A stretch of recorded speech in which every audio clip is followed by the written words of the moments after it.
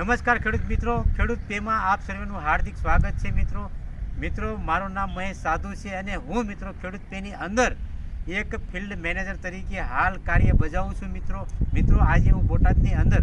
મનસુખભાઈની વાડીએ ચણાની વિઝિટમાં આવેલો છું હાલ ચણાની વિઝિટ કરતાં મને એમના ચણાની અંદર ઈયળનો થોડો પ્રકોપ દેખાણો છે તો મેં એમને ઈયળની અંદર કોઈ સારી એવી કંપનીની એટલે કે ક્લોરેન્ટ્રીનિપોલ અથવા તો